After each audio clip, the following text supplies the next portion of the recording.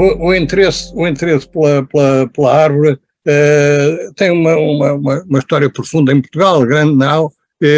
Dom Dinis é o primeiro grande precursor, inclusive, das atividades do Bonifácio, Joaquim Bonifácio, na difusão da árvore, na utilização da árvore para defesa da linha de costa, mas por essa via também para o engrandecimento físico, para manter o território intacto, o território do jovem país, do jovem Estado. Portanto, mas essa atividade do Dom Dinis foi brevemente esquecida, e a Idade Média, ou a continuidade da Idade Média, será um período de destruição de árvores por necessidades energéticas, necessidades para o aquecimento, para o uso nas cozinhas e por aí fora. O interesse pela árvore acaba por vir a desenvolver-se mais com o urbanismo, com o planeamento urbanístico e o trabalho, um grande contributo dos paisagistas está aqui, enfim, simbolicamente exemplificada nestas 3 edições de um livro fantástico, que é um livro histórico para a atividade do ordenamento do território e do urbanismo, que é o livro Árvore em Portugal, da autoria de Francisco Caldeira Cabral e Gonçalo Ribeiro Teles. São 2 nomes que não se podem separar de Lisboa e da amenização de Lisboa, mas também enquanto continuadores de uma classe profissional que essa recua, é continuadora podemos dizer mesmo, do nosso rei florestal, do Dom Dinis, que são os engenheiros florestais. Os engenheiros florestais a que se associaram, ou por vezes tratavam os dois eram os dois da mesma área, tratavam assuntos diferentes, a floresta, mas também a introdução da floresta na cidade, nomeadamente através da jardinagem. E, portanto, nós temos, agora foi feito no ISA, uma tese de mestrado muito interessante, recente, não foi agora, foi há poucos anos, uma tese de mestrado muito interessante sobre essa tradição da engenharia florestal e da jardinagem em Portugal e dos contributos de muitos estrangeiros, alguns deles que passaram pela nossa academia. Vou só referir um dos maiores, o italiano Domenico Vandelli, que teve um papel fundamental, não só na expansão dos estudos de botânica, como também na aplicação à jardinagem, incluindo a jardinagem com orientação científica. Esta linha de intervenção tem sido retomada por vários autores e em diferentes momentos. Eu tenho aqui, quero ver se afastando aqui a chamada à galeria, o João Amaral Franco, que é outro homem dos estudos florestais do ISA, também é um livro de referência de Andrologia Florestal, e que em parte animou um conjunto de especialistas e não especialistas a produzirem, com a participação da Fundação Luso-Americana e do Jornal O Público, a publicar uma série interessantíssima sobre a árvore e florestas em Portugal, que conclui com um livro que eu aconselho a todos, que é um guia de campo, e que tem aqui a capa projetada. Tirado dessa obra, esta citação: as árvores são um monumental resultado de milhões de anos de luta entre vegetais por um lugar ao sol. Uma interpretação, a subida da árvore. Exatamente o mesmo argumento que eu usei há uns 3 anos para o meu neto, quando ele me perguntava se as árvores também tinham sensações, como tinham os insetos. A sua estatura é uma arma para competir com as restantes plantas pelo acesso aos fotões que alimentam a fotossíntese e, em última análise, a vida. Vejam, a importância que tem esta sobrevivência da árvore e a sua luta pela sobrevivência que tem para a vida de todos os seres vivos. Outras iniciativas têm sido tomadas pelo Instituto de Conservação da Natureza e das Florestas, por exemplo, também é muito interessante, este guia sobre as árvores indígenas em Portugal continental, e já agora estamos em Lisboa, mas não só por isso, também pela qualidade destas obras, um roteiro de árvores classificadas, das árvores que estão classificadas em Lisboa, da autoria da Maria Graça Saraiva, Maria Graça Amaral Neto Saraiva e da Ana Ferreira de Almeida, Árvores na Cidade, mas sobretudo este recente Guia dos Corredores Verdes de Lisboa, Parques, Jardins e Geomonumentos de Lisboa. É uma obra que eu tenho que dizer, é desigual, mas é uma obra palpitante para conhecer Lisboa. Conhecer Lisboa não só através da sua arquitetura, do seu desenho urbano, da sua vida social, da sua vida económica, mas conhecê-la também através daquilo que, graças muito a Gonçalo Rebelo Teles e aos seus continuadores, tem uma coerência na cidade, que é o que se chama espaços verdes, mais corretamente como está aqui, parques, jardins de Lisboa, e que eu aconselho vivamente a aquisição e o uso, diria mesmo, ele é muito volumoso, tem mais de 500 páginas, não se pode trazer no bolso todos os dias, mas para trazerem quando vão sair e passear pela cidade. Este Guia dos Corredores de Lisboa.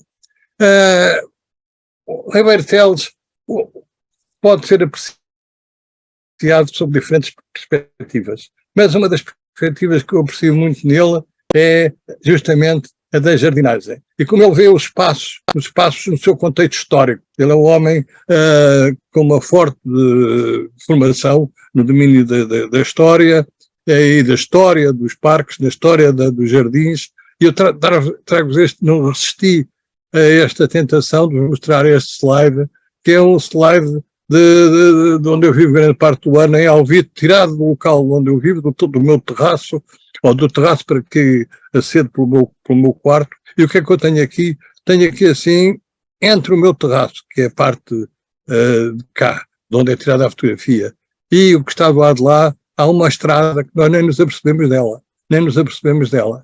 Há uma continuidade, e esta continuidade simples, não é? De vegetal, e que é mais do que isso, é também de conceição do espaço urbano, que foi feita pelo Gonçalo Rebelo Teles. O Gonçalo Rebelo Teles é o autor do plano do novo parque da pousada do Castelo de Alvite, que nós temos aqui, onde ele manteve quase todas as plantas, introduziu outras em coerência. Cá está o plátano a que eu vos fiz referência, e estão os cipresses, que tanta gente estranha ainda, como é que há cipresses em ambientes de prazer, e não apenas em ambientes de sofrimento, e outras palmeiras, e aqui, se olharem onde está agora a seta, um laranjal, um pequeno laranjal, que é uma árvore icónica da moderna jardinagem europeia, as famosas orangeries, e o que nós temos aqui é uma orangerie ao gosto que herdamos do mundo islâmico, ao gosto da horta, uma horta onde cabem também as laranjeiras. Enfim, não vou prosseguir porque isto é um tema fascinante, este tema da articulação dos espaços verdes dentro da cidade. Desde parques, tem já uma dimensão como esta aqui, do Pousada de Alvite, até jardinagens ou pequenos parques domésticos, como aquele em que eu me encontrei quando tirava a fotografia. E daqui passo a outro tema que é muito atual e também tem sido objeto de estudos, inclusivamente, eu não digo orientados, mas acompanhados pelo professor Ferrando Almeida, que tem aqui assim esta citação que é importante, sobre o que é no fundo o antropoceno e quais são os perigos que nós corremos hoje, os perigos de extinção de centenas ou milhares de espécies, e nós domesticamos plantas e animais que sustentam uma população em crescimento contínuo. Substituímos florestas por extensas paisagens agrícolas, influenciamos o clima, tornamos o comércio global, a isto chamamos hoje antropoceno. Este é o outro ponto de partida. Com isto queremos dizer que moldamos de forma definitiva e irreversível a biosfera. as invasões biológicas em Portugal têm sido vistas de forma diferente em diferentes momentos. Eu recordo-me, podia contar a história aqui dos jacintos de água, podia contar a história menos maléfica dos não é caranguejos, é aqueles bichinhos mariscos que há de água doce e que tentaram, os arrozeiros do Mondego tentaram destruí-los com inseticidas, sem perceber que podiam ter ali uma excelente possibilidade de reconversão da sua ameaçada economia risícola. Bom, mas aqui vem outra história curiosa que eu tirei deste livro, e que é como algumas das plantas nós acabamos por adorar e infestam os nossos campos, ou as nossas florestas, ou os nossos matos, também são infestados muitas vezes, as acácias invasoras. E este senhor teve que escreveu este livro, este artigo, As Acácias Invasoras, Ascensão e Queda de uma Utopia Florida. A ideia é muito interessante, mas realmente a mimosa, ainda era eu criança, era vista como uma das paisagens mais bonitas do país, fosse ela desenvolvida no Rio Mondego, fosse ela desenvolvida no litoral costeiro, ou fosse mesmo aqui em Monsanto, a Carris organizava excursões para visitar as mimosas em flor. E hoje temos outro tipo de preocupação e respeitamos as grandes árvores e entramos no jogo mesmo dos concursos, como aquele que temos aqui assim, o concurso da árvore europeia, que em 2018 foi ganho por um sobreiro português. Mas continua-se a fazer todos os anos, e tenho aqui mais 2 exemplares, e eu acho curioso esta percepção local que é representada com as espécies que vão ao concurso. Assim, em 2023, quem ganhou a árvore, o concurso da árvore nacional, foi uma árvore de uma aldeia da Beira Alta, Cotins, e com um eucalipto. Eu acho interessante não haver partipris em relação às árvores, como não deve haver em relação às pessoas, não é? Cá estão a aproximar as árvores das pessoas, e o eucalipto também é uma árvore com um papel importante, e não devemos confundir isso com a exploração do eucalipto para certos fins e, sobretudo, de certos modos que são os menos interessantes. Também um exemplo de como mais um académico, o José Maria Grande, natural de Porto Alegre e distinto académico da nossa academia, e plantou uma árvore que é hoje o encanto dos portalegrenses, não é? E que é uma azinheira, creio que sim, que é uma azinheira, não pus aqui, mas não quero estar a induzir em erro.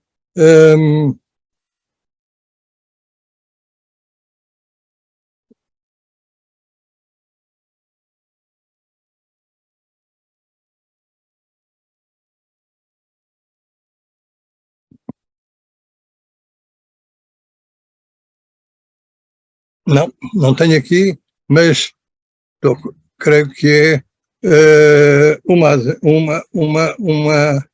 azinheira em Porto Alegre. Se alguém souber, corrijam-me, por favor. Apresento também aqui alguns livros que saíram recentemente e, sobretudo, quero enfatizar esta obra do Stefano Mancuso, um botânico que se orientou para a botânica dos comportamentos das plantas, e compara muito ou utiliza grelhas de análise em que coloca a árvore em comportamentos idênticos aos dos humanos. Levou e escreveu obras, portanto, com essa orientação. E levou isso ao ponto de o seu último livro, que ainda não está traduzido em português, mas está em espanhol, A Tribo das Árvores, La Tribu degli Alberi, no original italiano, que é um romance com enredo, em que os protagonistas são as plantas. É tal a forma, a intensidade com que vê o comportamento das plantas similar ao comportamento dos humanos. E eu fiquei, aqui há uns tempos, lembrei-me das minhas aventuras de juventude e quase de infância, quando eu aprendi o que eram os figos, que os algarvios chamam figos de toques, e tem que ver com a polinização. Com a polinização. Procurei informação e encontrei um trabalho interessantíssimo do Rui Maia de Sousa, da Estação Nacional de Fruticultura de Natividade, que explica todo este mecanismo dos toques. E vou-vos só deixar com esta, como sabem, os figueiras têm figos femininos que têm que ser polinizados a partir de figos masculinos, isto simplificando. E diz-nos o nosso Rui Maia de Sousa, quando estão receptivas, as flores femininas emitem um aroma que atrai os insetos polinizadores para o interior dos figos. Um aroma que atrai os insetos polinizadores para o interior dos figos e assim os polinizam, como ele explica. Ao ler isto, lembrei-me de um dos maiores filmes do Dino Risi com o Gassman, não sei se recordam, e que tem por título em italiano Profumo di Donna. Profumo di Donna. É isso que nós estamos aqui a assistir em relação às figueiras. Vejam, e nós, por este passo, facilmente nos comovemos e somos estimulados a aderir às hipóteses de trabalho do Stefano Mancuso. As plantas têm também formas de sensibilidade. Nós provavelmente ainda não chegamos ao ponto de entender totalmente todo este mecanismo do sistema nervoso, entre aspas, das plantas. Que me perdoem os especialistas das matérias concernentes a estes tópicos, eu estou numa perspectiva, digamos, mais afetiva, não é? E como certamente estão os poetas, e aqui tenho 3 trechos, 4, do nosso grande Eugênio de Andrade. O Eugênio de Andrade que percorre a cidade e enamora-se pelas plantas, enamora-se de uma forma sentida, comovida, de uma forma tão telúrica quanto é a sua poesia em relação ao chão em que ele se movimenta, não é? Como a palmeira jovem que Ulisses viu em Delos. Assim esbelto era o dia em que te encontrei, assim esbelta era a noite em que te despi, e como um potro na planície nua em ti entrei. Esta percepção da árvore, que continua noutros poemas, é uma dos entendimentos, não é, que nós podemos ter da relação do homem com a árvore. Assim, também,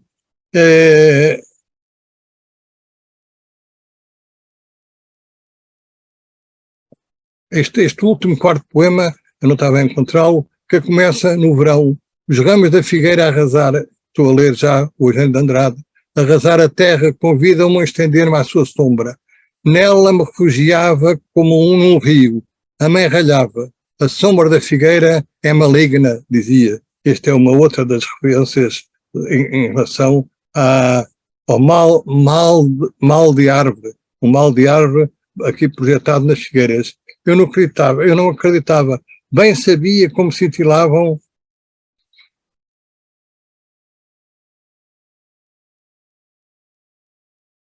Estou a ver se afasta aqui esta galeria. Eu não acreditava, bem sabia como cintilavam maduros e abertos seus frutos aos dentes matinais. Ali esperei por essas coisas reservadas aos sonhos. Uma flauta longínqua tocava numa écloga apenas lida. A poesia roçava-me o corpo desperto até ao osso. Procurava-me com tal evidência que eu sofria por não poder dar-lhe figura, pernas, braços, olhos, boca. Mas naquele céu verde de agosto apenas me roçava e partia. Tudo isto inspirado no diálogo com a árvore, a figueira, a que dedica este poema. Figueira de figos masculinos e de figos femininos. A árvore tem também utilizações de vários tipos de economia, mesmo política, mas a árvore é um símbolo, pode ser um símbolo para uma vida nova. Este livrinho, está aí a capa do lado esquerdo, que é uma lembrança comemorativa da primeira festa da árvore na Amadora, mostra bem o que foi a criação da Amadora. A Amadora foi criada como um conceito de bairro-jardim. Vejam, em que o Raul Lino projetou para a Amadora uma moradia para o seu amigo, o grande pintor de Miradaire, não é? De uma família de artistas, hoje também de economistas, do Carlos Cabral, mas a Amadora era, portanto, um bairro novo e regenerador. E um dos aspectos dessa regeneração era a árvore. Vejam, a ideia de que a árvore ia festejar a árvore fazia parte desse espaço novo de vida que era o bairro-jardim da Amadora. Outro aspecto interessante, é um livro muito interessante e cuja leitura é apenas de novas edições, talvez eu não conheço, que é o livro do professor Mário de Azevedo Gomes, mais dentro da tradição dos nossos engenheiros florestais, na divulgação das árvores e florestas no século XX. Bom,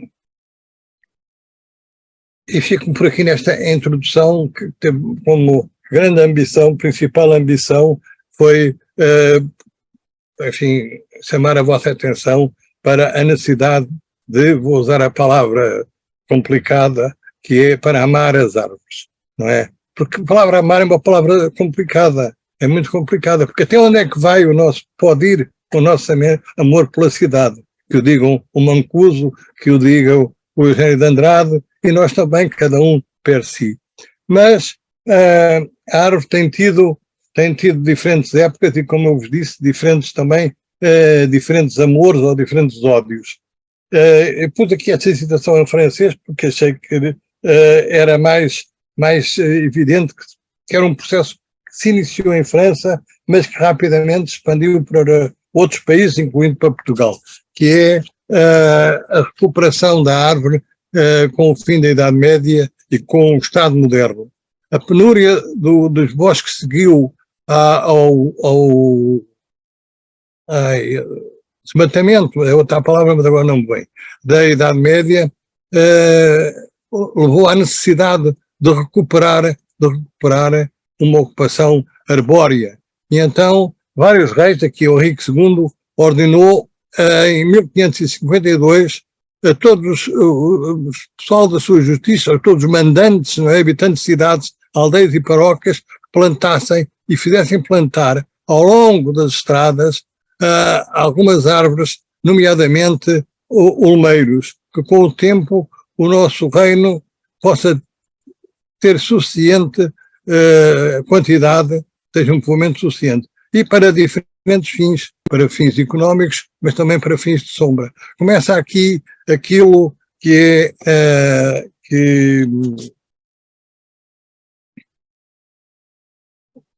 começa aqui aquilo que é uma nova atitude da cidade, da árvore como instrumento de ordenamento do território. Isto tem uma expressão que é de origem francesa, mas é uma expressão e um ato e uma prática que se expandiu por toda a Europa, que é o alinhamento, a noção de alinhamento, que ainda só encontramos em algumas áreas do país, mas o alinhamento de árvores tem que ver com também uma nova visão da paisagem, e vai partir daí um novo ordenamento do território, para lá daquilo que é evidente que é o alinhamento faz-se em relação às vias, e sendo em relação às vias, a árvore não está a competir no solo, pelo uso do solo, competir com a agricultura, competir com o pastoreio. Ela está a marcar a via e a criar sombra para o viajante, não é? Quem andou em certos alinhamentos, como lá na Nacional 2, por exemplo, de alguns troços no Alentejo, recebeu alinhamentos, nomeadamente de pinheiros mansos, mas também de outras árvores, como dos sobreiros, que são bastante agradáveis.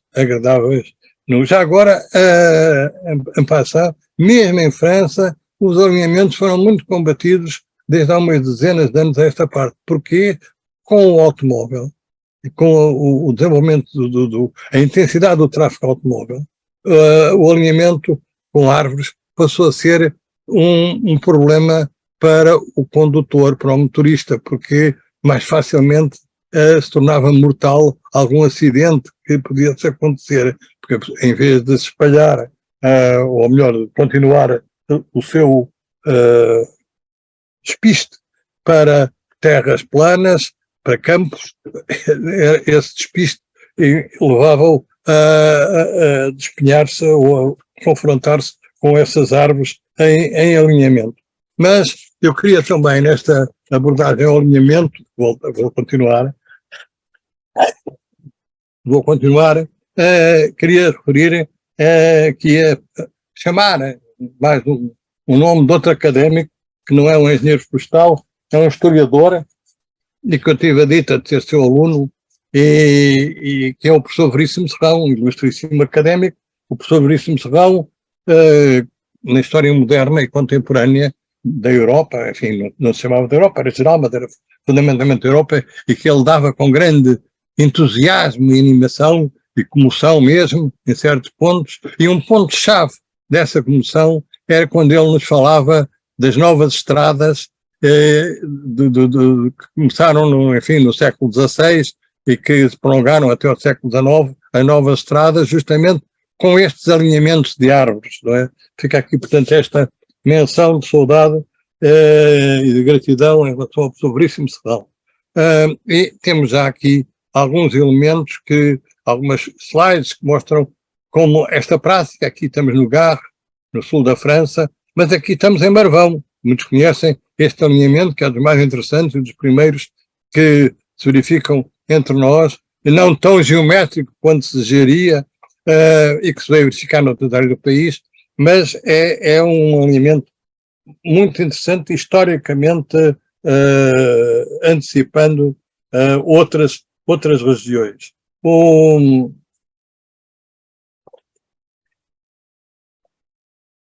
Mas os alinhamentos também eram em relação às vias de comunicação e das estradas, não só. Este alinhamento é em relação ao canal do Midi, é do canal do Midi, portanto o canal do Midi em grande medida está enaltecido o seu percurso, não só pela beleza, mas também pela atração à sombra, pela arborização das suas margens.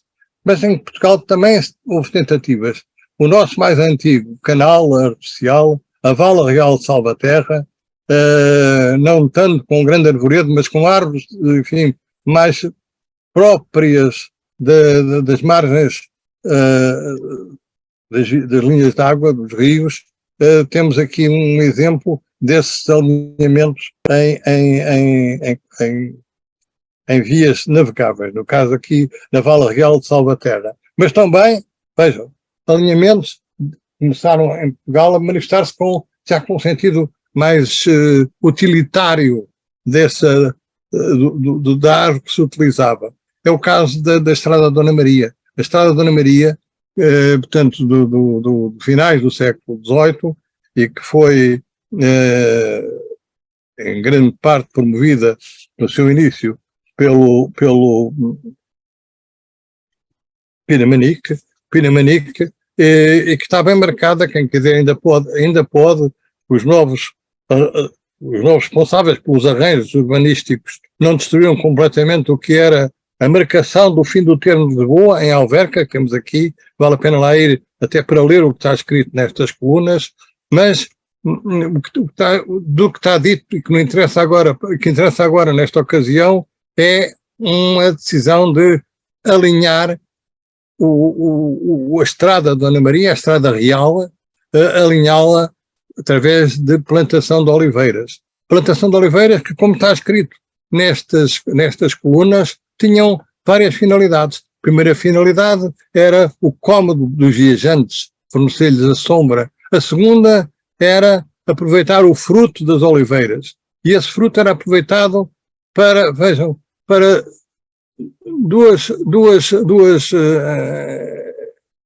dois consumos associados, qualquer deles, ao tempo que vivia, que era o tempo das dos aspectos negativos decorrentes do tremor de terra.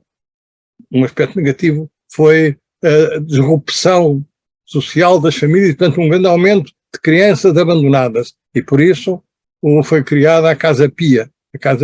E, portanto, uma parte da produção do azeite destas oliveiras, da Estrada da Dona Maria, alinhadas ao longo da Estrada da Dona Maria, uma parte do azeite ia para a Casa Pia. E o restante, para onde é que era, onde é que era utilizado o restante azeite? Na iluminação de Lisboa. Também tinha que ver, seguramente, com a ruptura de certos comportamentos e, portanto, com aquilo que nós encontramos em vários autores da época, que era o ambiente enfim, perigoso, menos seguro que se vivia em Lisboa, e a pedir mesmo a iluminação. E então é inaugurada a iluminação com aquilo que até então era o óleo mais comum. Depois, mais tarde, lá veio o óleo de purga, que os poetas, com a sua luz amarelada, não é? E depois o gás, não é? O gás de que o Cesário Verde nos deixou uma memória visual muito forte através dos seus poemas. Mas aqui mostro, no lado direito do slide, tem o que ainda hoje resta, é mais importante hoje, o alinhamento das vias associadas aos caminhões e aos automóveis. Chegam agora as vias para ciclistas que têm aqui, não é? Mas o que nós temos também, ainda como restos, são algumas oliveiras. Ainda há ali, nesta estrada, no que foi a Estrada da Dona Maria, ainda hoje aparecem algumas oliveiras. Bom, agora, como vou observar mais outros dois aspectos da árvore e do ornamento do território, como é que a árvore contribui para ordenar o território, saindo deste território funcional que nós estivemos a falar, a um território dos transportes, das vias de transporte, ou do alindamento, do embelezamento das cidades, para ir para o ambiente rural e agrário. E escolhi duas áreas do país. A primeira, o Entredouro e Minho, e a segunda, o Alentejo. No Entredouro, onde a árvore é muito importante, mas de formas diferentes. No Entredouro e Minho, a árvore tem entre outros aspectos de marcação dos campos, tem uma dimensão raríssima e que já hoje vai também fenecendo, que é servir como suporte para a produção de vinho. Essa tem uma designação, e é um aspecto muito interessante, já vão ver porquê, e aqui fui buscar um documento muito curioso, é pouco dizer muito curioso, fundamental para compreender a evolução geográfica do nosso território, que é a obra do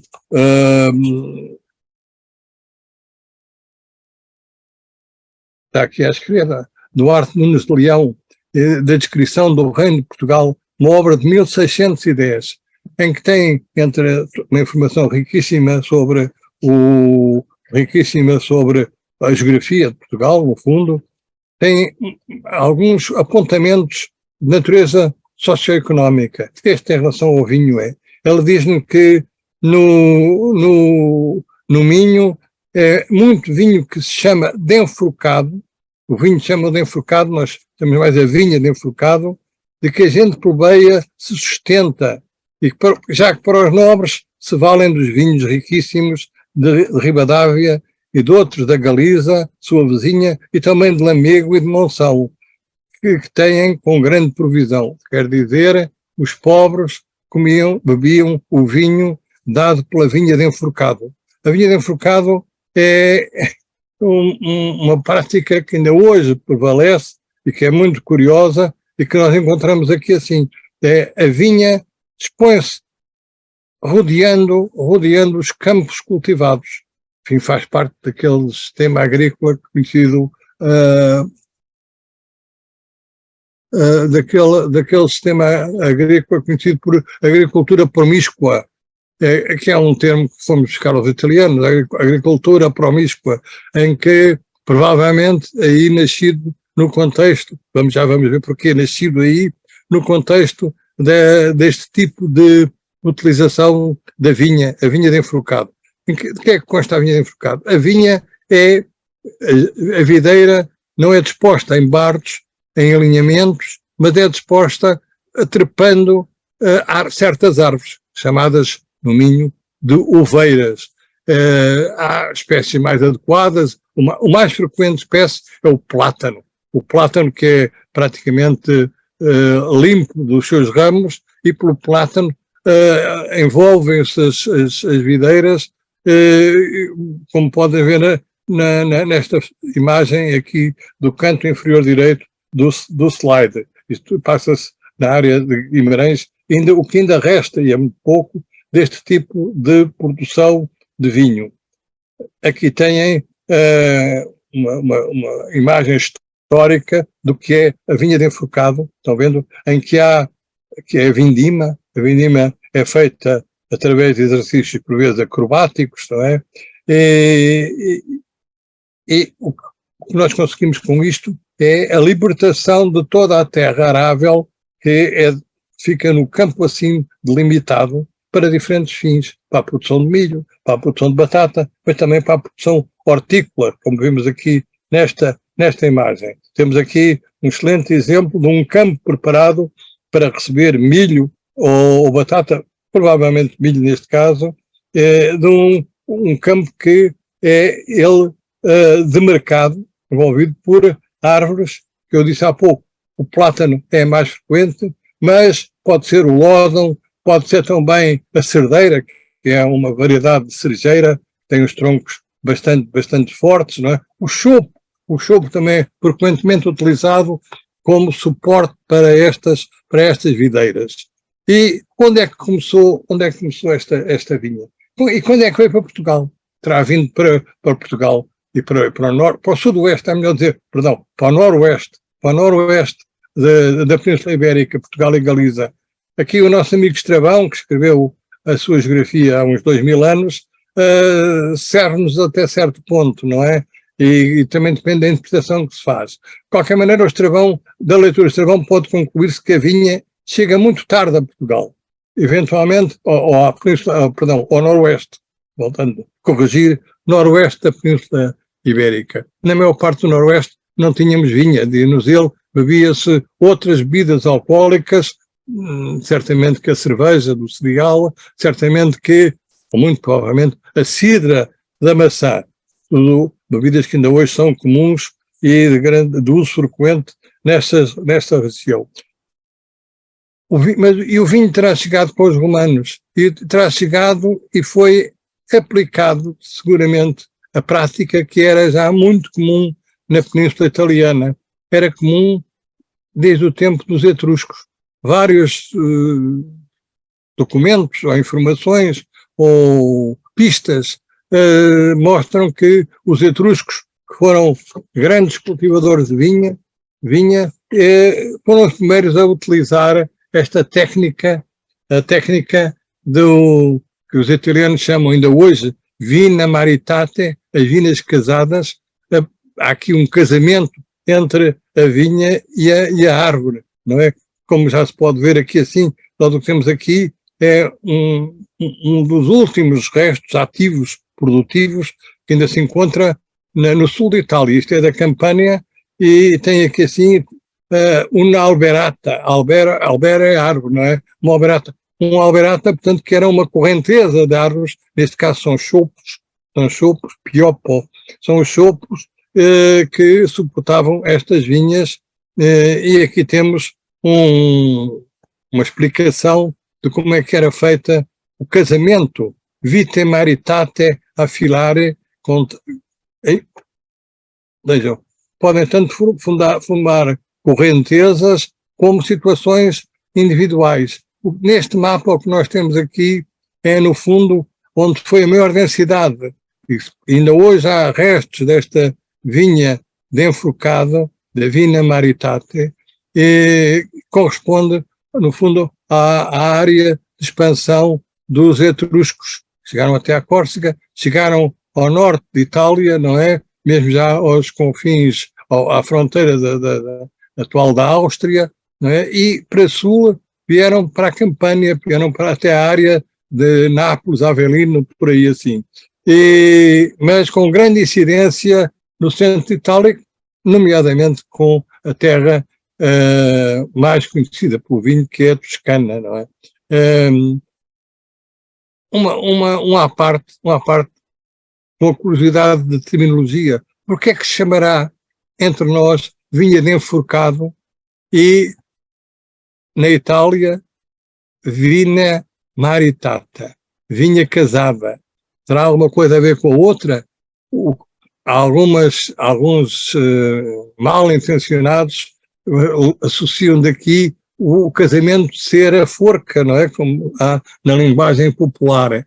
Então, a vinha de enforcado teria uma correspondência muito mais direta do que pensamos com a vite maritate. Isto é uma brincadeira, não é? Uma brincadeira como é toda esta exploração de vinha ligada à Itália e em Portugal, associada à vinha de enforcado. Nós temos aqui uma pintura do final do século XIX, que mostra uma festa de vindimeira, uma festa relacionada com a vindima destas alberatas, destas fiadas de vinha de enforcado na Toscana.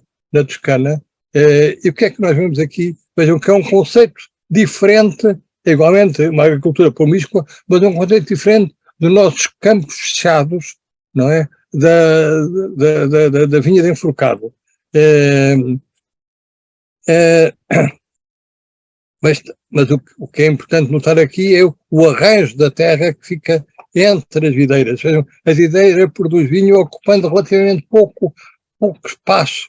O importante aqui era cultivar o cereal, cultivar os produtos hortícolas, que era a base da alimentação. A bebida ficava para as alberatas e ficava também para as festas, não é? Como vemos aqui assim.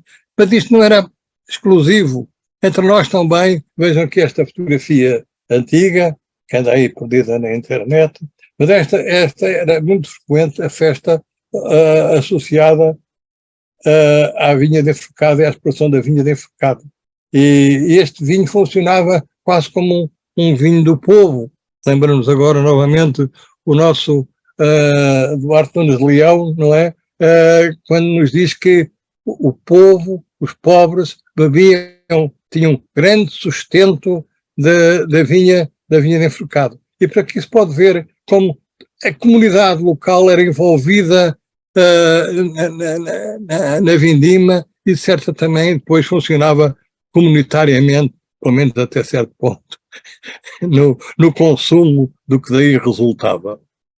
Pronto, e de repente podemos passar para o Alentejo. E vejam como é diferente o papel da árvore no Alentejo. O que nós temos aqui é uma área que é muito querida, isto é a charneca da bacia do Sado, a charneca do Sado, que é uma área em permanente transição, em mudança, não é transição, tem mudanças frequentes. É uma área muito sensível às pulsações do mercado.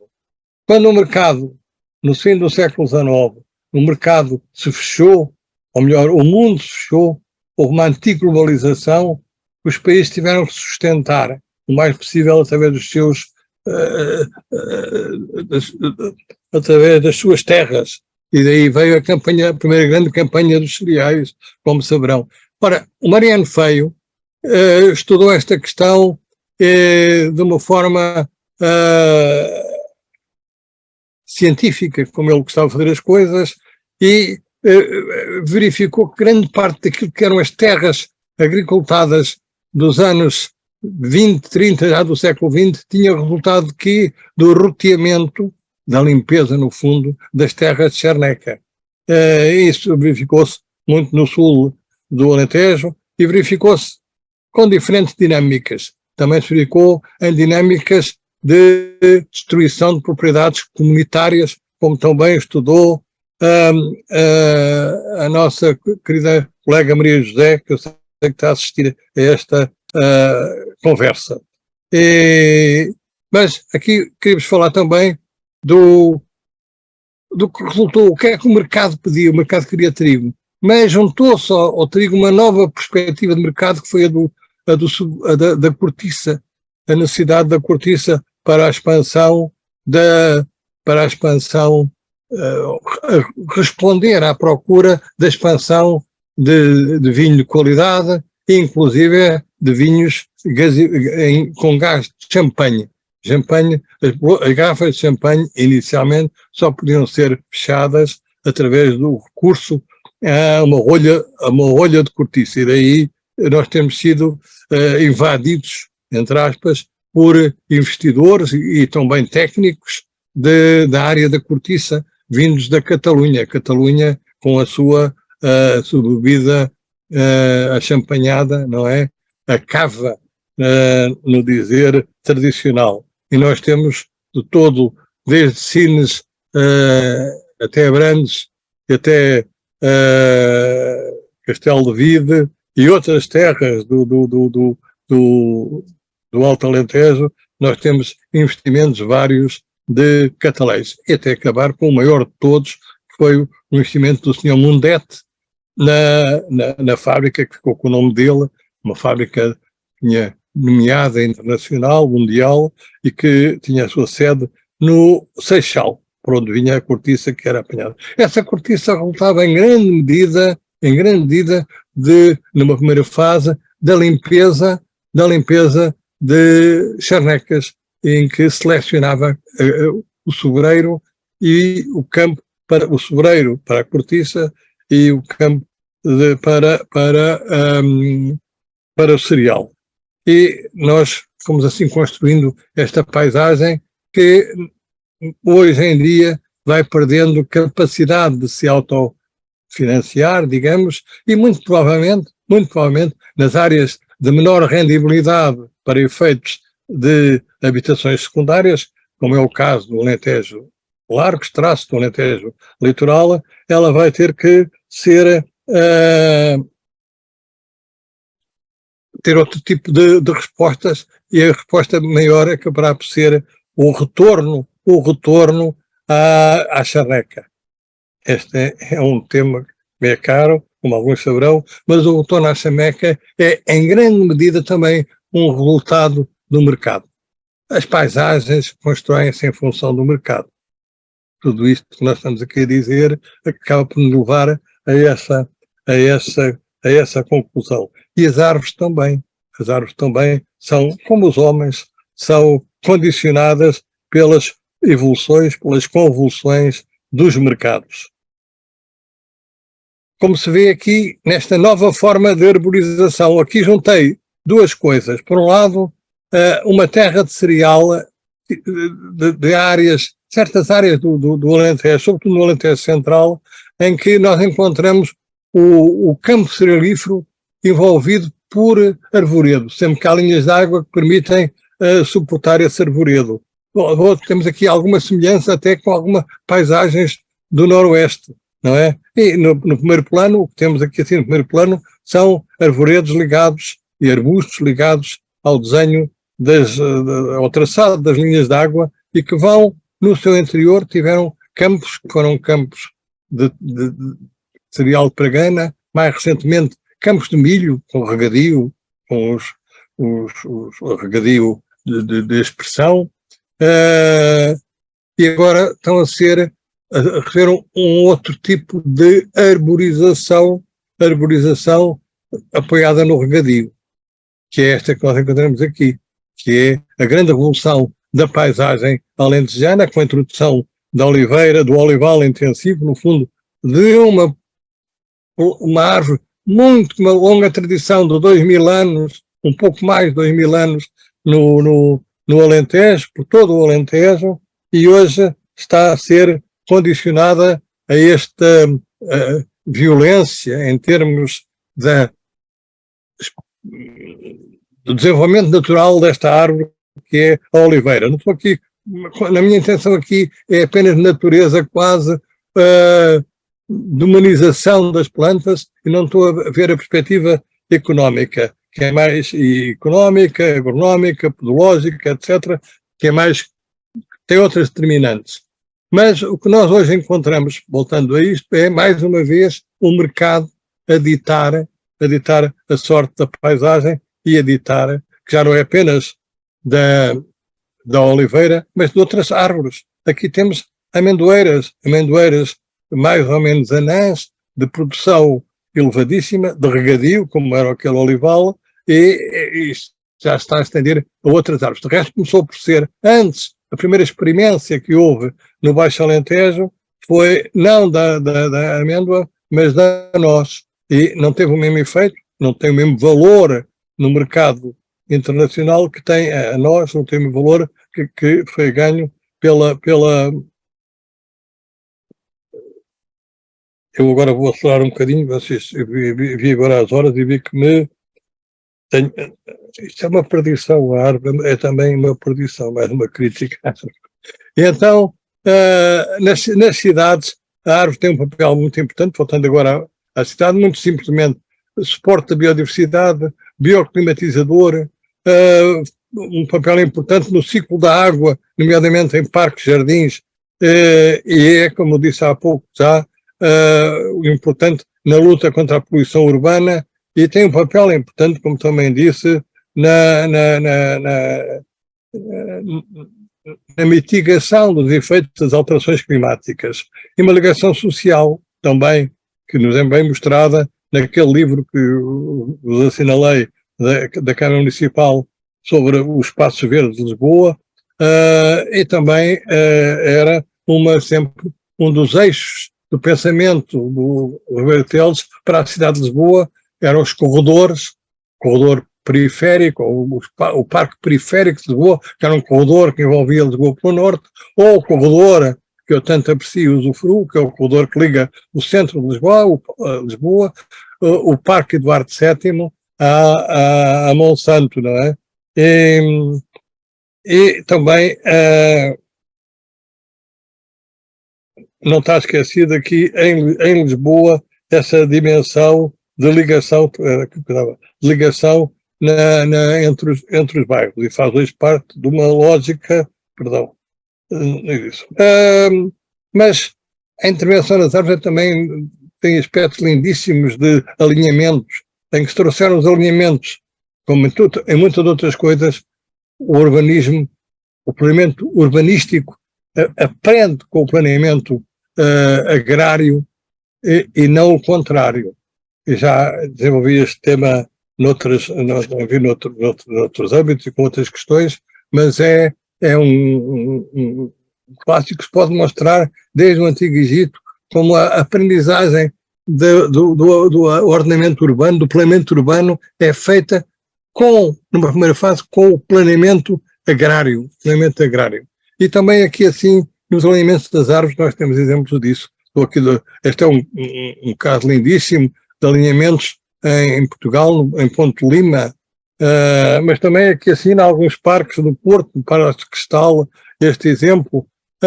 Um aspecto, só en passant, fazer uma referência, que era também algo que o Ribeiro Teles se queixava muito em Lisboa, e agora estão-se a queixar os do Porto, que é o fim do interior verde dos quarteirões, que eram muito mais ricos, por extensão, porque havia menos valorização do solo urbano, então no Porto, até hoje, mas cada vez menos, foram ficando inúmeros espaços verdes de grande qualidade, diversidade, espaços verdes que incluíam uma produção hortícola significativa e, portanto, um suporte também da economia doméstica e que vão acabando. Mostro-vos aqui um dos exemplos, como na área mais central do Porto, a cidade vai avançando sobre o interior dos quarteirões. Como em Lisboa aconteceu, as Ilhas Novas são um bom/mau exemplo deste processo de destruição dos espaços intra-quarteirão eram não só um suporte para a qualidade do ar, mas também um suporte para alguma produção que chegou a ser interessante e que ainda hoje se pode ver em algumas áreas de Lisboa, mas como disse, com maior interesse no caso do Porto.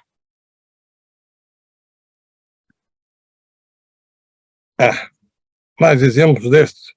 Uma coisa, já tenho aqui o slide, vou ter que mostrar, que é como a árvore também está associada à dimensão social de uma cidade. O que nós temos aqui, assim, são as árvores de interesse público da cidade do Porto.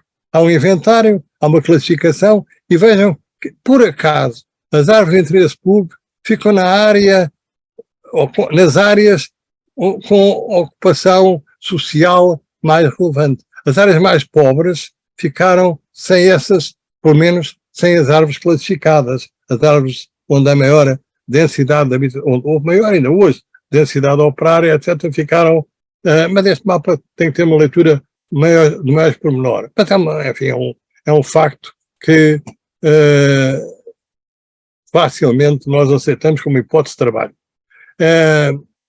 E, por fim, um movimento social em favor das árvores. Matar estas árvores é crime ambiental. Vejam, nós uma vez estamos aqui assim a aproximar os homens das cidades. De tal maneira que nós, vejam, a imagem que havia de Lisboa no século XIX, pela voz do Charles Baudelaire, um amante da cidade. E, portanto, não era um amante do campo que estava aqui a tomar a palavra, mas era um amante da cidade. Mas gostava da cidade com árvores. E dizia, na sua obra, Le Spleen de Paris, quem pensasse, quem não quisesse cidades, devia olhar para Lisboa, não é? Esta cidade à borda da água, dizem que ela está construída em mármore e que o povo tem uma tal, é isto que eu queria ler aqui, tem um tal ódio ao vegetal que arranca todas as árvores. Vejam a imagem que tínhamos de Lisboa. Este arranque das árvores, como eu vos disse no início desta conversa, este arranque das árvores marcou-me muito e eu penso que ainda hoje subsiste este amar não amar em relação à árvore. Mas a árvore, por muitos, é vista ainda como um competidor, como um inimigo mesmo, e isso é-nos dado desde cedo.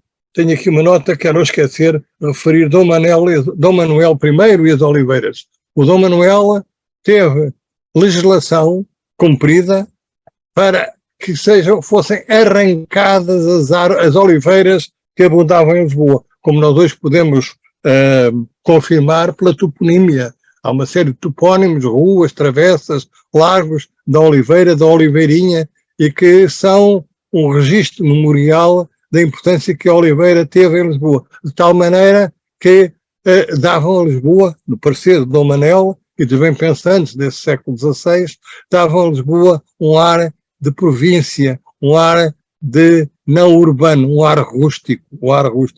E como não queria ser rústico, o nosso primeiro rei da Pimenta, ele mandou arrancar as oliveiras de Lisboa. Vejam, vontade, prática, ficou até os nossos dias. Lá contrariado pelo Pinamanique, mas só para alindar e rendibilizar a estrada real, a estrada da Dona Maria. Aqui assim, pronto, uma imagem de Lisboa, também tem alguns alinhamentos com árvores vindas mais tarde, os jacarandás. Mesmo no fim, peço-vos perdão por este exagero, mas o fim é dedicado a uma árvore que é uma árvore dos meus amores, é uma árvore das minhas memórias, e a árvore, para mim, se eu tivesse que eleger, é a árvore de Lisboa, embora esteja praticamente desaparecida devido a uma peste que a atacou desde longa data, desde o século passado. Todo o século passado foi uma época em que a grafiose, que é uma epidemia que é baseada num inseto, foi destruindo os olmeiros, que hoje restam fundamentalmente na toponímia de Lisboa. Mas mesmo aí tendem, como eu escrevi no resumo que deixei, creio eu, mesmo aí tendem a não subsistir. Eu não auguro grande vida, longa vida à Azinhaga dos Olmeiros, Jardim dos Olmeiros, porque há uma série de pessoas muito importantes, grandes nomes, que ainda não têm rua, e portanto, certamente que essas azinhagas, o nome das azinhagas serão promovidas a ruas, a estradas, a largos, e terão designações de ilustres personagens da nossa história, desaparecendo os pobres olmeiros. Mas voltando aqui ao Olmeiro, este Olmeiro, estão vendo, já morreu também, ele aqui já estava bastante depauperado, morreu por os senhores do Parque de Gulbenkian procuraram, e procuram, espero que tenha longa vida, plantaram muito próximo de onde estava este, plantaram um novo Olmeiro, estão aqui os dois em paralelo, o velho Olmeiro que nos encantava, que nos recebia à porta da Fundação, o grande Olmeiro, numa área de olmeiros, como é esta aqui, onde está a Gulbenkian. Era uma área muito rica em olmeiros. E, como quem não quer a coisa, penso que a história e o esquecimento fizeram a sua justiça. Apareceram agora olmeiros, apareceram, não sempre lá estiveram, mas nós nem dávamos por eles. Neste novo parque que saudamos e que tem o nome do Gonçalo Ribeiro Teles, o Parque Gonçalo Ribeiro Teles, é aquele parque que nasceu do nada, nasceu de uma confusão de terra maltratada, que era o que se chamava Praça de Espanha, que era um cruzamento de vias e um espaço onde ainda estava para resolver um problema hidrológico tremendo, que originava todas aquelas grandes cheias na Praça de Espanha. Qual o problema hidrológico é? A linha de água que vem pela Avenida de Berna e a linha de água que desce de São Sebastião da Pedreira na direção da Praça de Espanha, tudo se juntava aí procurando o caminho de quê? De Sete Rios, como o nome indica, e tudo isso caminhava para Sete Rios, mas com pouco pendente e com as novas vias e as novas ocupações, estações de metro e circulações rodoviárias, tiraram capacidade de drenagem hidrográfica normal. Felizmente que a equipa que ganhou o concurso recente para fazer aqui um parque, tinha como proposta repor a bacia hidrográfica. Onde está a Gulbenkian era uma área de Gulbenkian e proximidades, não é? Era uma área de pegos, era uma área de olhos d'água, melhor dizendo, e também uma área pantanosa, não é? E porque, está a saber como era uma área baixa e alagadiça, mas a água procurava ali o seu caminho na direção do mar, através de Sete Rios e o Rio de Alcântara, então, esta equipa de arquitetos, engenheiros, paisagistas, fez esta proposta interessante, que é retomar a drenagem. Isso já está feito. E como quem não quer a coisa, é preciso lá ir visitar. Eu estou aqui a ver quase a publicidade, é de graça a visita, mas vale a pena visitar este novo parque, o Parque Gonçalo Ribeiro Teles, que está ainda a fazer-se.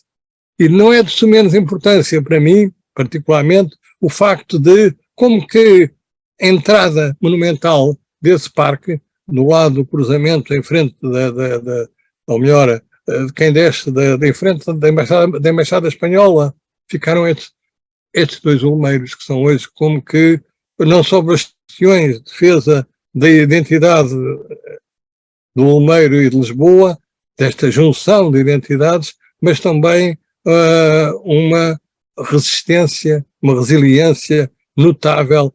Eu gostava de saber porquê, e é um desafio que eu lanço aqui à querida Maria Salomé, para nos explicar como é que estes olmeiros ainda resistem. Mas resistem em outras coisas. Eu estive recentemente em Veneza e vi como em certos espaços sagrados, talvez por isso, os olmeiros vão resistindo. Aqui assim, no campo, no Largo dos Apóstolos, aqui assim, no campo do Novo Gueto. Vejam, estão olmeiros aqui assim, numa cidade com tão poucas árvores, com estas que resistiram nestes contextos. Não levo inteiramente a sério esta minha sacralização do espaço dos olmeiros, mas sei lá, coisas, não é? Uh,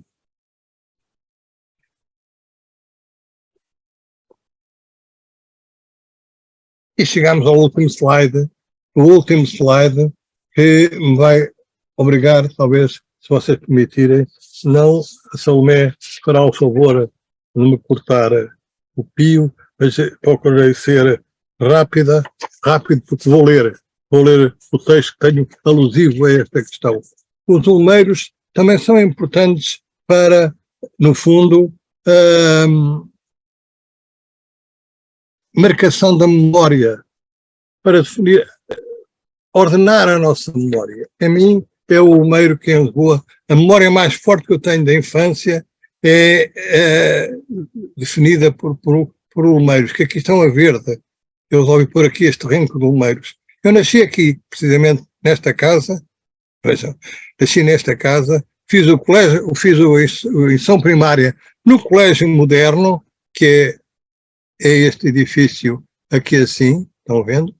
Aqui fiz a ensino primária e fiz a universidade aqui, na nossa quinta. Foi aqui que eu fiz a universidade, nomeadamente na Faculdade de Letras, de onde no meu gabinete ainda havia algumas destas oliveiras, até que vieram com a Faculdade de Ciências e as destruíram, não é? Perderam-se estas também alinhadas. Dizia o Barcelos que isto era de origem romana. Falei com ele algumas vezes que era de origem romana.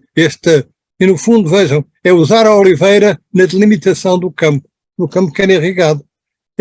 Onde eram os caminhos, as azinhagas, não havia o risco de pôr lá oliveiras, corria-se risco. Punham-se olmeiros. Os olmeiros é que faziam a sombra, não é? E aqui temos os olmeiros.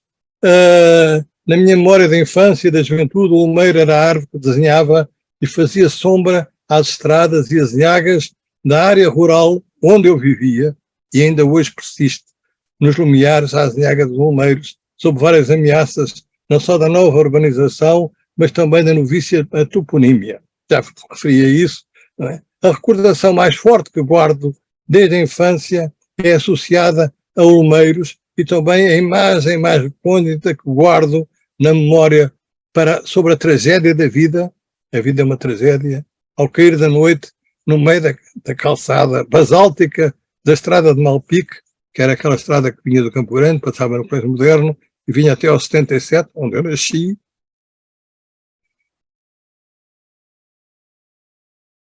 Passando o muro de cerâmica desativada, pensa que assim. Esta é uma fotografia do Hospital Santa Maria em obras. Aqui é o estaleiro, por trás está o hospital. Já se viu enfim, todo o aquecimento armado, já estava levantado na fotografia original, que eu só estou a usar uma parte ampliada, não é? Cá está a cerâmica que eu estava a fazer referência. E lá ao fundo está o Campo Grande e lá em cima está o aeroporto em construção também.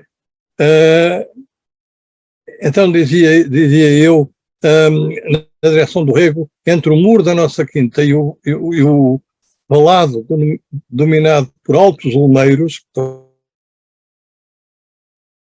enmarcados a verde, um vulto escuro de roupas negras abraçava o corpo sangrento de um jovem que fora esfaqueado. E ao longo da noite, a mãe continuou num choro uivante, implorando Deus e Nossa Senhora para que lhe devolvessem o filho. E à medida que anoitecia, mais se fundia aquele amontoado de trapos, sangue e lágrimas. Isto são memórias dos meus 7 anos, por aí 6 anos. E à medida que anoitecia, mais se fundia aquele conjunto de trapos, sangue e lágrimas, filho e mãe.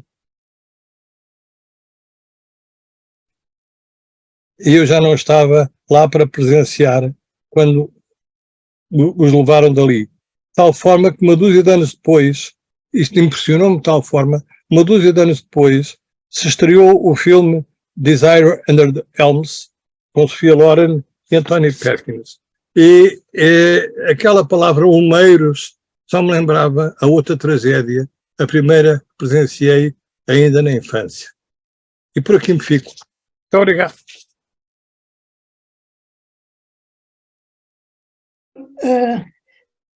Jorge Gaspar, meu caríssimo amigo, extraordinária conversa, como lhe chamou, que não é uma simples conversa, é uma conversa cheia de ensinamentos, uma conversa cheia de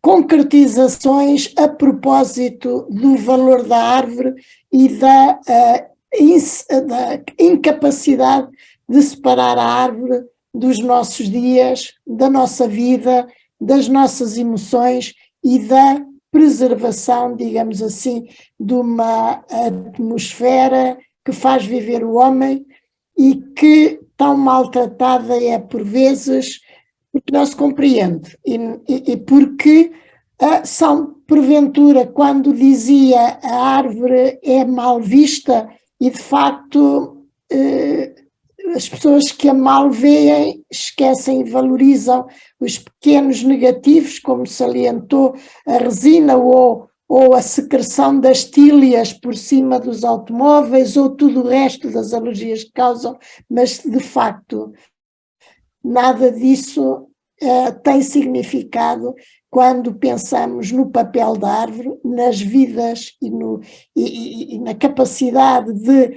sobrevivência humana, porque sem a árvore não haveria sobrevivência humana, e em tudo o resto que tão bem nos explicou no ordenamento do território, na utilização do dia-a-dia e da produtividade e da capacidade de inventar, como são as vinhas de enforcado, de inventar espaço quando o espaço é pouco. Professor Jorge Gaspar, eu penso que eu pelo menos ficava aqui por muito, muito tempo a ouvi-lo e a trazer-nos de facto de uma maneira tão clara e tão sentida cientificamente e emotivamente esta árvore da qual dependemos e que por vezes não amamos. E eu penso que seguramente este sentimento que eu partilho com o professor Jorge Soares Jorge Gaspar, peço desculpa, Jorge Gaspar sobre a árvore na vida do homem e na significado da existência humana na Terra tem de ser cada vez mais valorizada e hoje nós saímos revigorados e sentindo a valorização da árvore com esta palavra sábia do professor Jorge Gaspar, que nos trouxe ao longo desta sua, chame-lhe como lhe chamou, conversa. E, portanto, ainda temos tempo para algumas questões que queiram colocar. Já vejo aqui o professor o professor Lemos Sousa com a mão levantada. Se faz favor, tem a palavra, não vejo nenhuma ainda mais. Professora Lemos Sousa, tem a palavra. Estão-me a ouvir? Estão a ouvir? Estão-me a ouvir, não estão? Então, obrigado. Não, eu é só para... Estão-me a ouvir, não estão? Estão, sim, senhora. Muito obrigado. Não, eu é só para o seguinte, para lhes dizer que, valendo-me da teoria da relatividade, consegui esticar o tempo e por isso tive a sorte de poder ouvir tudo que o nosso conferencista de hoje nos explicou e nos ensinou, e pois não quero mais nada a não ser dar os parabéns à Salomé pela organização dos ciclos de conferências do Instituto de Altos Estudos e hoje, muito especialmente, dar um abraço, enfim, ao colega, ao confrade Jorge Gaspar e dizer-lhe que aprendi muito e que valeu a pena esticar o tempo para ouvir o que disse. Só faltou talvez falar-nos sobre a origem da árvore no Cretácico, a partir do Cretácico, o aparecimento das árvores. Mas enfim, o bom é inimigo do ótimo, não é? O bom é inimigo do ótimo, e aqui é claro, eu estou com a minha costela paleontológica, não é? O aparecimento das angiospermicas no Cretácico, etc. Só faltou isso, o resto disso tudo. O resto disso tudo... Que são os budistas, cautela. E, portanto, na realidade, o resto disso tudo, aprendi muito. Um grande abraço, muito obrigado. Muito obrigado.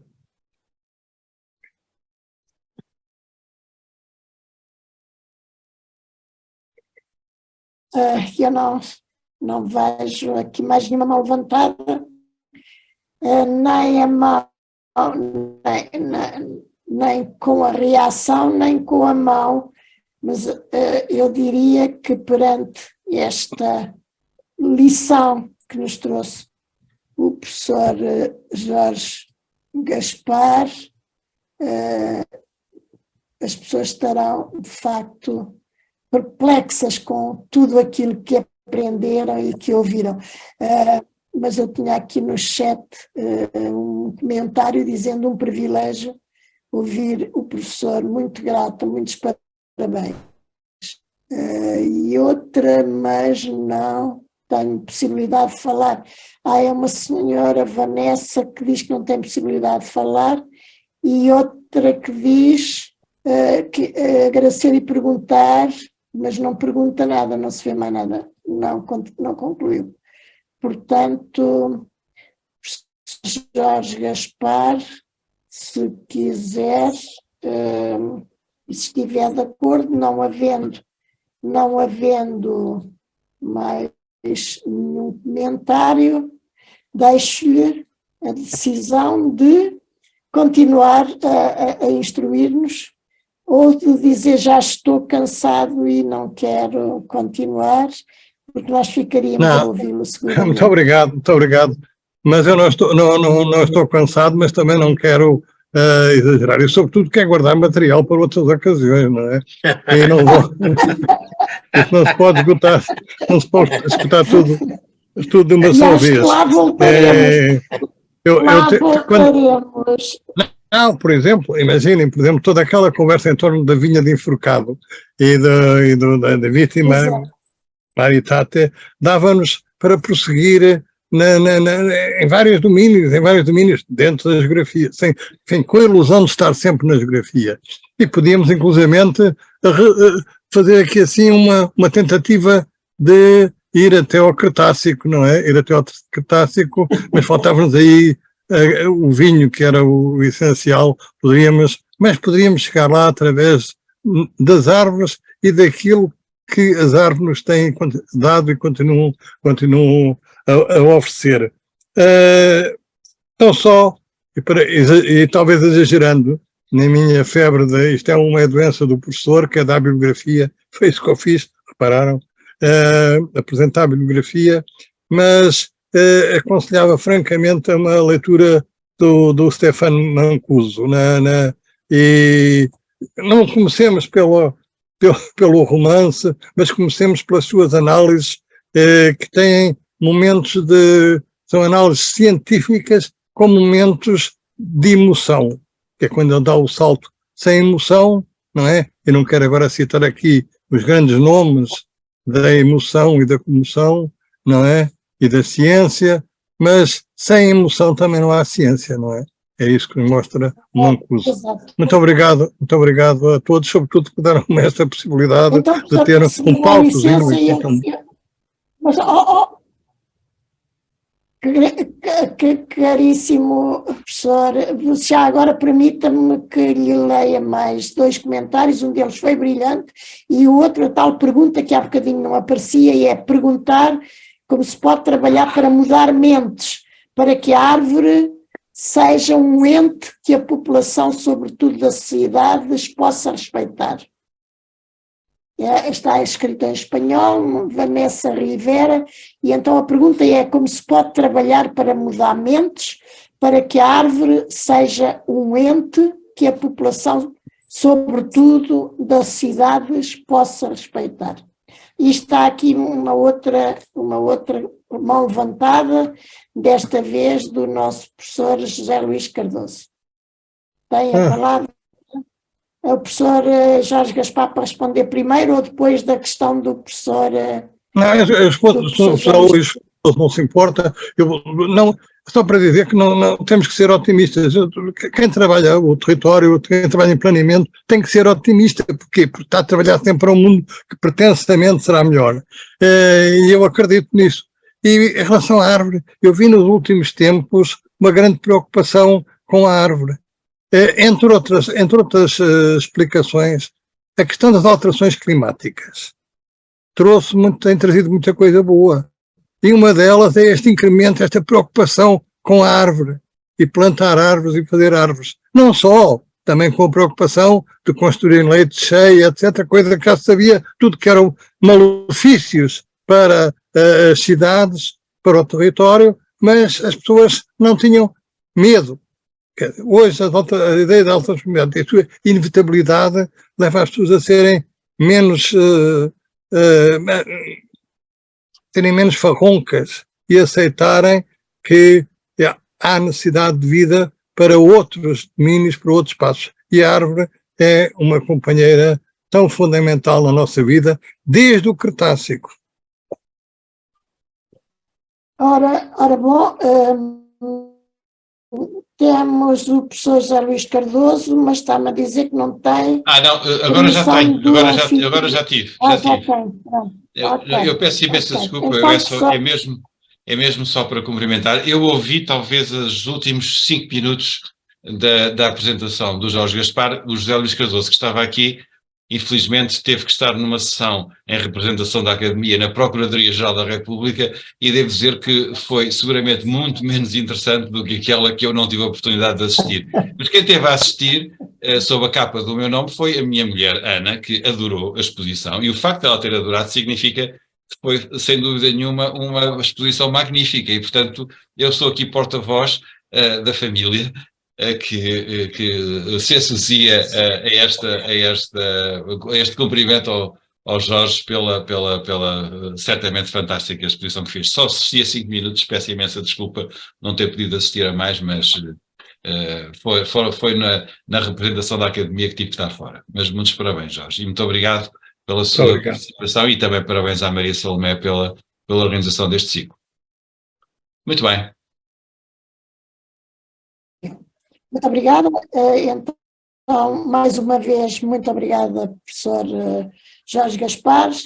Terminamos por aqui e cá estaremos na próxima sessão sobre paisagens literárias, sobre a árvore, de maneira que contamos com a vossa presença, e por hoje é tudo. Muito obrigada.